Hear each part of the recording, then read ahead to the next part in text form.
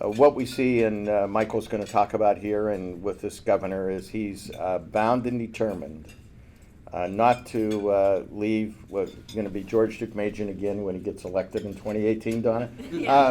He's not going to leave the next governor a deficit, and Michael's going to tell us how he's going to do that and how he's setting the blueprint for California's spending.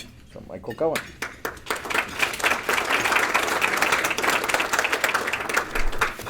Thanks, everybody. Happy New Year to you. It's nice to be back. Thank you for having me again.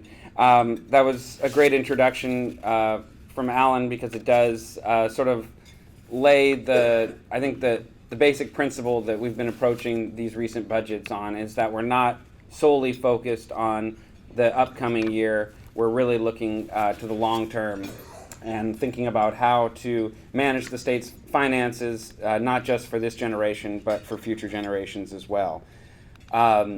This first chart is one that I think I've brought before, and we sort of keep adding years to it. It sort of shows our fiscal history from 2000. The black bars are those years that we've had surpluses, and the red are those deficits that Alan just referenced. And I mean, the thing that's most striking about this figure is that the red is 7 times the size of the black, so that even when we have had surpluses, one, they've been very short-lived, and two, the magnitude of them don't compare to the size of the budget deficits that we've faced. In terms of this upcoming budget, 2016-17, you see the black bar at the end of the chart. No surprise to anyone who's been following the budget the last number of months. Our revenues are up. We are in solid shape, particularly when you think about the short term in the more traditional sense of the state budget. So the average economic recovery since World War II has averaged about 5 years. This one, we're approaching 7 years.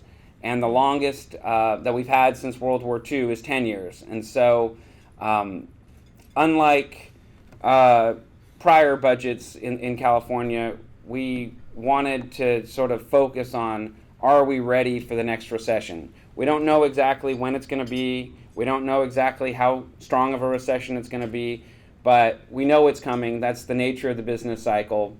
And we know we're sort of already well past the average amount of time we've had for good years.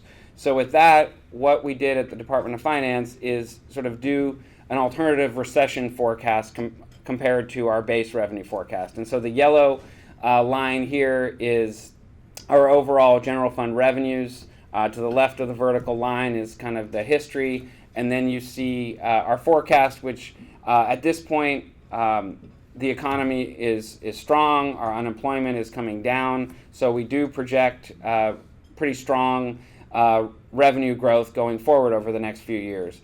But the reality is over the next 3, 4, 5 years, the chances of a recession are extremely likely, and so the red line sort of captures a recession forecast.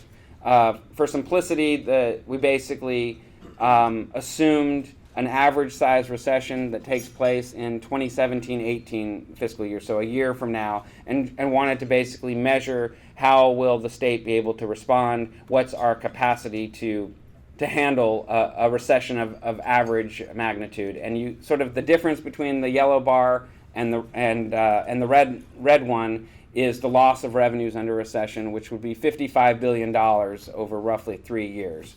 And so when I talk about one-time spending, much of that is following along, as I talked about last year, about the passage of Proposition 2, which was really concentrated on paying down our liabilities and debts and saving for a rainy day. So under Proposition 2, from the general fund, $1.6 billion is going to be used to pay off loans from various special funds, our past owed liabilities to schools, and reducing UC's retirement obligations.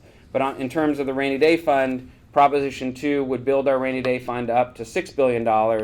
This budget proposes to make a $2 billion supplemental deposit into that rainy day fund so that we would have a balance of $8 billion in the upcoming year, which is 65% of the target that the state's voters established in the Constitution. Basically, 10% of revenues is now our goal, and so we're basically trying to get to that goal as quickly as we can so that we have a full rainy day fund when the next recession does start, whenever that may be. One piece of sort of the one-time spending, putting money into the rainy day fund and paying down our liabilities. The other piece is using some of the surplus funds for strengthening our infrastructure.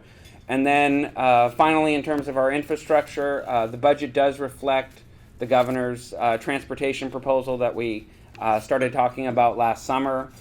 So on an annualized basis, that's $3.6 billion of additional funding.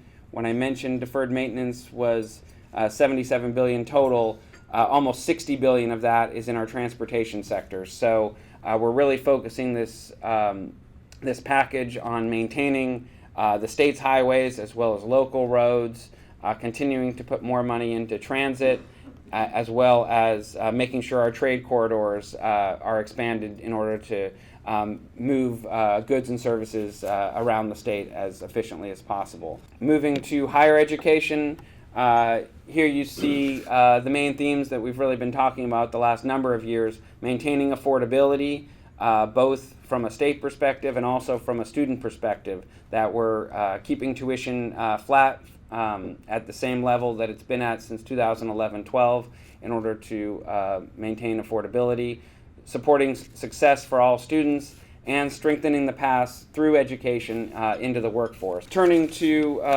the issue of poverty and income inequality, certainly there's a lot of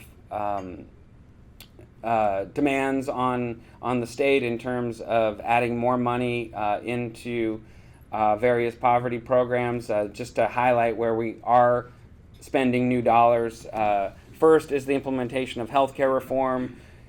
Calendar year 2017, so the back half of our upcoming budget year, is the first year that the state of California is going to be sharing the costs for the optional expansion with the federal government. Up till now, they've been covering 100% of the cost of the expanded population. Now we're going to start facing a share of costs, so that's over $700 million in the upcoming budget. That'll grow to almost $2 billion over the next few years as the state share goes up to 10% and the federal share goes down to 90%. This is really where the managed care organization financing reform proposal that we have comes into place.